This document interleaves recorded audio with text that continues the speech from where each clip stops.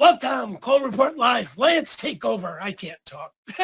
Hey guys, Bob's got a little bit of a crick in his throat here, and welcome to Coleman Report Live. We're excited to be here on a Monday, May the 16th, 2022, and we are going to recap some things. I had the pleasure, Bob, of being at the NAGGL Spring Conference in Atlanta, Georgia last week. And there were not any major announcements, but there were a few little takeaways that I want to share with folks today. Please, go ahead. Okay, so you talk, I'll listen and nod.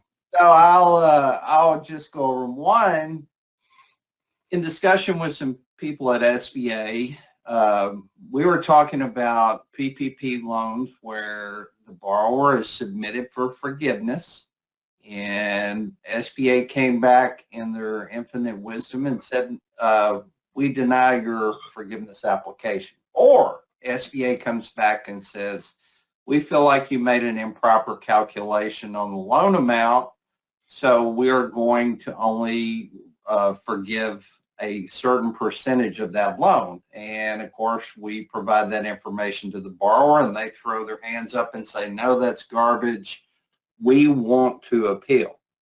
So borrowers can appeal a partial forgiveness or they can appeal a full denial on the PPP forgiveness. Well, part of the problem we're running into is SBA technically is supposed to provide a decision on the forgiveness in a very timely fashion. But, for instance, I have PPP loans that I've worked on, Bob, that, the appeal was filed in January and they still haven't been decisioned. And here we are in May, so it's been 5.5 months and they're waiting for a decision. And for the participant bank, they're probably in the mode of, hey, give us a way to clean up our portfolio, because as soon as they appeal, technically, according to the IFRs, the loan is still, it goes back on deferment when they file the appeal, and it's on deferment until there is a decision on the appeal. Well, somebody at SBA said, okay, we're going to develop, and this, has been discussed, a way to file for guarantee purchase by the participant lender when the loan has been appealed for 60 days or more. And in working on guarantee purchases last week and today, I noticed when you put the basic information, the disbursement date, the default date, the loan amount, the interest SBA owes you in, and you go down to the drop-down box and you click it, it now offers you the option of PPP loan is on appeal for 60 days or more. In those particular cases, you're not going to have a demand letter sent. You're just going to have to upload the note, the assignment form, and the transcript of account. And SBA is going to process that guarantee purchase request. And from what I understand, they're going to help to take care of the accounting on the back end when they finally finish the appeal process. But I think it's a great thing for PPP lenders who did have borrowers who appealed the SBA decision, and those decisions are taking a long time. They now can submit for guarantee purchase prior to the appeal being decision. Good. Lance, you were at NAGGL. Tell us a little bit about what happened. Well, I kept hoping that there would be some information in terms of release of the 5010, the new 5010, and the 5057, because it's been talked about, and they continue to talk about it. There was no discussion of the 5010, I guess it's going to be 7, of a possible release date. Now, I did hear in a sidebar conversation that the SOP 5057-3, which is your servicing and liquidation SOP, most likely will be released in the final quarter of this calendar year, right? You know, I honestly look for it to either be released right before the end of SBA's fiscal year or shortly thereafter. So there is a new 5057 coming. It was mentioned as 5057-3. So they're not going off on a different naming convention. And it is thought that it will come in the final quarter of this calendar year. The 5010, we're going to get a new one, but I was given no idea of when that might be released. There were, and I don't know if there's slides. Is there a poll question coming up? Yeah, we have one on compensation. But okay, well, I have a couple other things from the conference that I did want to discuss. One, on PPP loans, participant lenders throughout the country suddenly have started to get requests on borrower additional information needed or reviews on 2021 PPP loans. They're getting requests for 2018 tax returns and getting requests for business privilege permits or business licensure from 2018. And I mean, I think everybody agrees with me. The struggle with that is to get a PPP loan, Bob, you didn't have to be in business until February of 2020. So you wouldn't have had it definitely would not, potentially tons of PPP borrowers would not have had an 18 tax return. Certainly would have not had a business license in 2018. And many PPP borrowers did not have a 19 tax return, nor would they have a business license from 2019. So in the closing session, I went up to the mic, Bob, and I just asked, I asked the question. I said, look, guys, we are getting requests for 2018, 2019 tax returns on reviews and borrower additional information on PPP borrowers. We feel like it's not an appropriate request because it was not required to get the PPP loan. And the headquarters personnel looked at me and said, well, Lance, how many of these are you getting? And I said, we did a pretty large number of PPP loans and we're getting a significant number of these requests. Significant enough that it's taking team members time.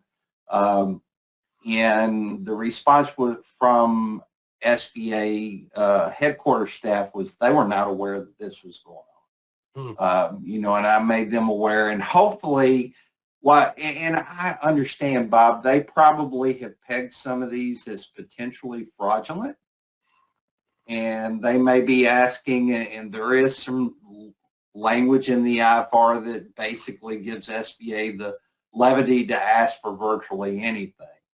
But when your drop dead deadline to get a PPP loan was February 15th of 2020, asking for something in 2018 certainly is not acceptable. So guys, and I had a number of lenders at the conference who came up and said, thank you for asking that question.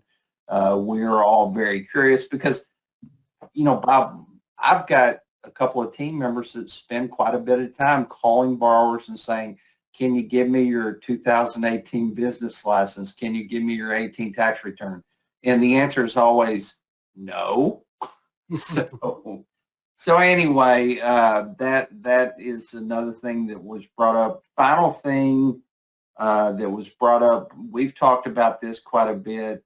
SBA still has not come up with a procedure for guarantee purchases that have been submitted and paid, and then the borrower shows up and wants to ask for forgiveness on that loan, which they have every right to do so. It was talked about in a technology session, and they said they're still working on that process. In fact, Patrick Kelly mentioned it in his opening remarks. So they're working on it, but still do not have the solution for that problem. Final thing, and this is 1502 reporting, guys. It was not rumored. It was talked about. You know the 1502 form? It's been the same. I mean, I had dark hair the last time the 1502 report was changed. They are talking about making the 1502 report more concise, less information from us, the participant lenders, and that would be, now that's something they're talking about probably in 2023, but that's very exciting. That's something, Bob, that hasn't changed in 20 years. And they're talking about making it better. Yeah. So that's all the news from my week in Atlanta. Other than, Bob, probably in excess of 400. I didn't know what the attendance was, and everybody again was very excited to spend time with each other and trade war stories on SBA lending. Great. Ramon asked a great question. What is your answer, Lance?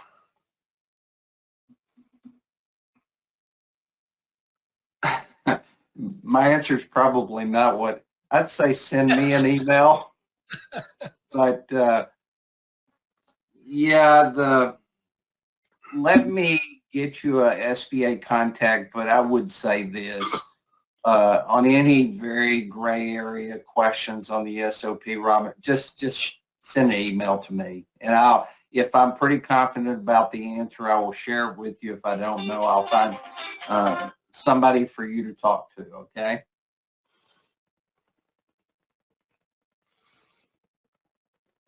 Very good. Joseph, what do we got next? We got a quick poll question about compensation.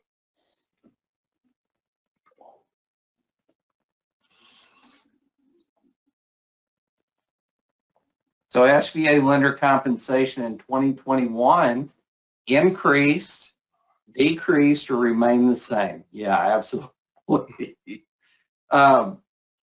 Anybody who's had to hire an SBA team member in the current year, Bob, realizes that now, and Bob, you'll have to tell me from the compensation report, but I'm going to have to believe that compensation went up.